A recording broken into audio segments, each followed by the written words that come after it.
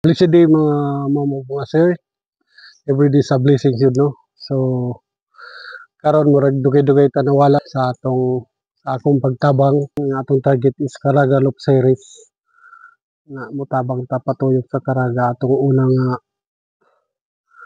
tuyo. Pero sa wala damang na kwanta. Wala na ako damang niabot sa point nga nadaot akong lawas. Tumutong na-stop ko sa pag-vlog. Na-stop ko sa akong pagtabang pero dili to siya rason aron mohunong ta. Aron mohunong ko. So, karon una sa tanan gusto lang nako ipahibalo nga niagi ta sa sakit nga wa nako damha. Nitaas akong blood sugar, imubo akong hemoglobin, taas atong blood pressure. So, for awareness lang no sa tanan nga dapat giday na tayo regular check up. Kaya ko katong mga panahon na wala magitoy kuan, wala koy gibati as in okay ra kung lawas samtang nag-travel nga everyday nga mangita ta og matabangan pero ang ako din sugar ato buntog ra kay medyo sa high cap lagi kay nga paminaw sa lawas. Taas na akong sugar.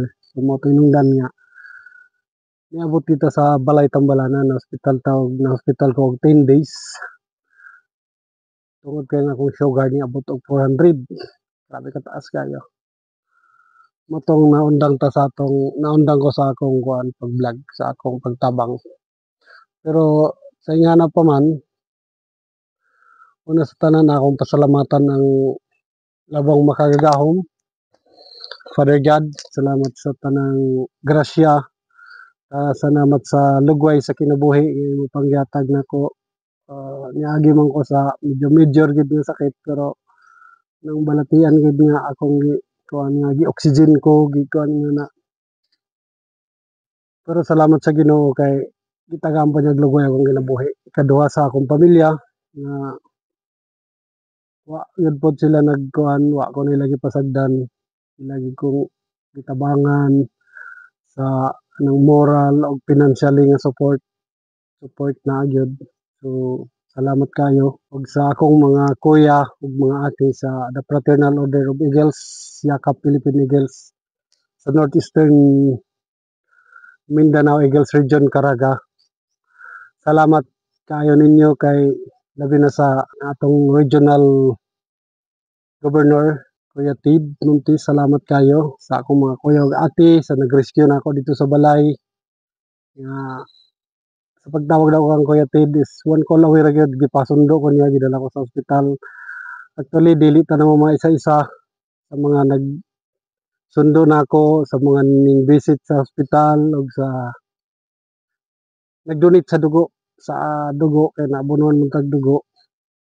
Sa mga ate nako kuya nga nag-adto dayon sa Red Cross aron mag-donate og dugo. Salamat kayo.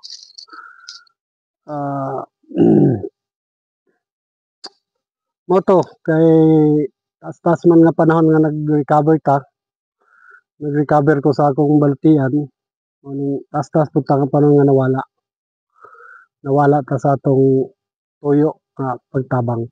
So ang ingon sa doktor kay kinahanglan ko og exercise, kinahanglan nga mag-exercise, kinahanglan og mag-control kay kaning taas lang yung sugar. So, sa dito pa ko sa syudad, akong gibuhat is mag-exercise ko pero nag-walking, jogging every morning, hapon, ana. Pero akong gibalanse, akong natanaw, nakita na ako nga sakto man siya, okay man siya pasingot, pero tama lang sa pagpasingot hangtod man imahon na lang tag singot. So nakaisip ko nga ang goal nako is pagpasingot man akong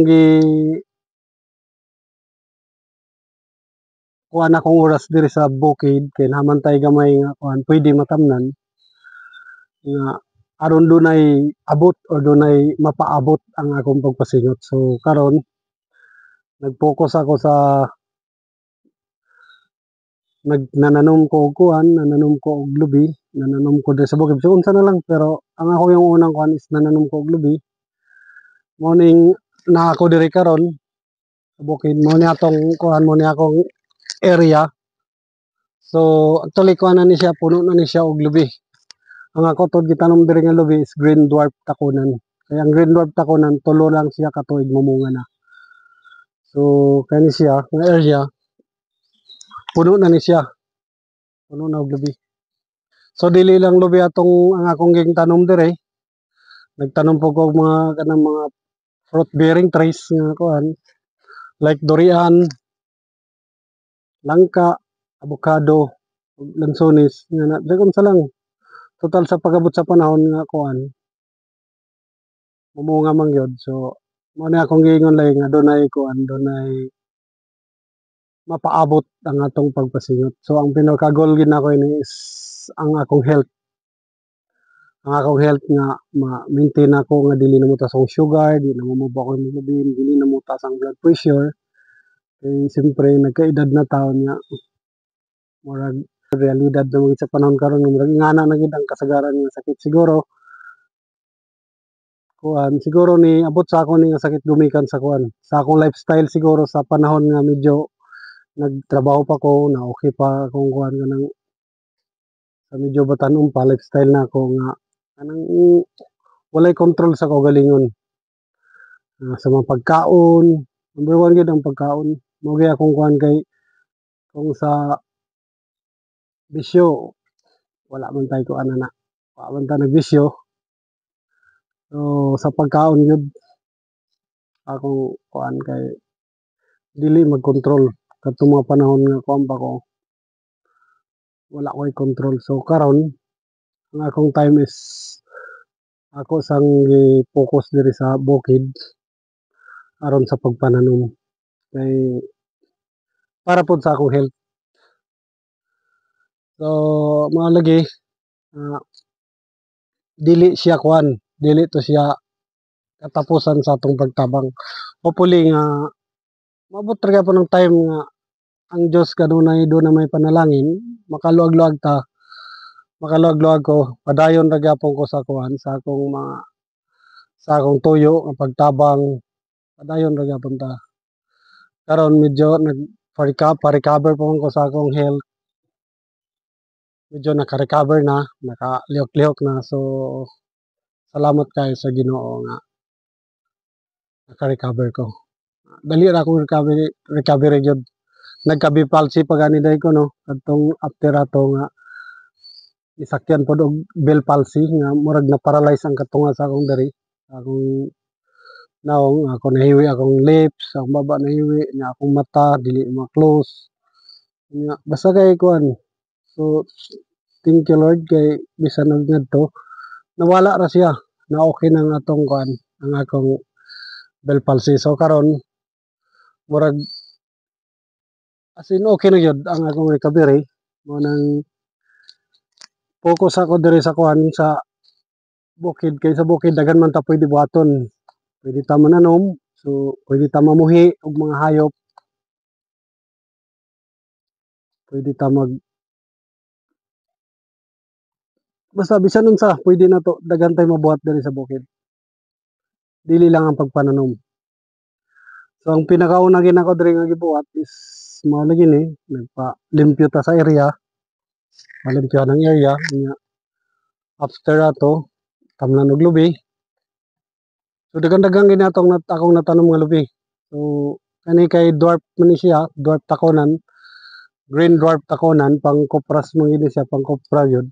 Ang kuan ni pag matiman lang gid siya 3 years mamunga na. So ang atong pagpasigot do natay do na ko'y paaboton pag-abot sa panahon nga kuan.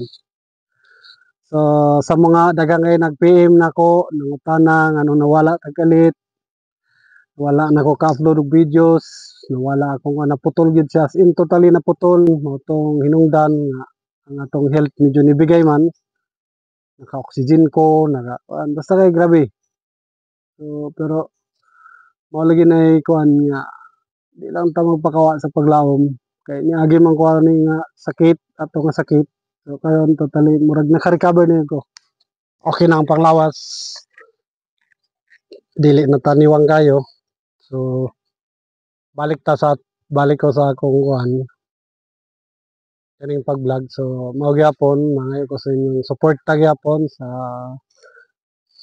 pag-subscribe sa akong YouTube channel na like and share sa atong mga video nga buhaton. Dili man ta makahatag sa og tabang karon, pero siyempre mao manay akong nabuhat kaniadto. So nangandoy gyapon ko nga moabot ang panahon makatabang gyapon ko. Og ako na lang sang i-focus akong kuan diri sa garden. Tawagon lang nato ni siya nga garden kay di man pud dako kayo, gamay ra man. So daghan pa tay mga kuan, daghan pa mga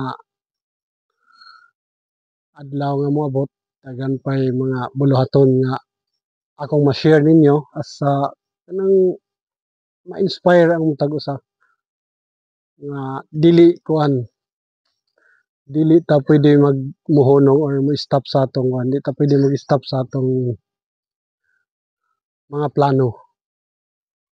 Kay say na mo yon nga ana ang panahon daw ngayon nga gabi na, pero sa tinuod wala gyud gabi sa pagpaningkamot. Samtang kaya na to,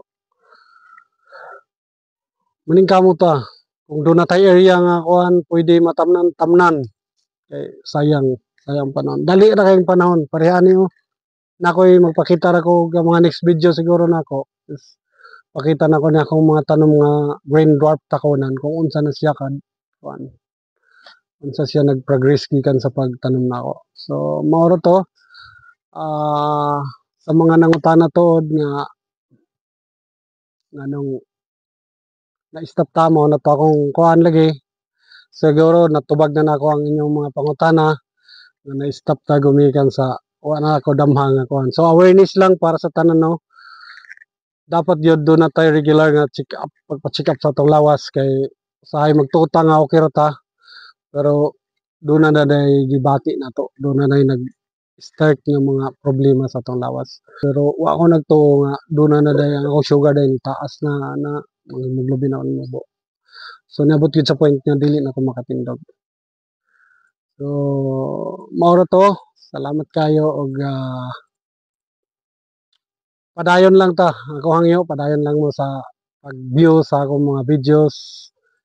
So hopefully maabot ang panahon nga makatabang ra gyapon ko. Makapadayon ko sa akong tuyo nga pagtabang.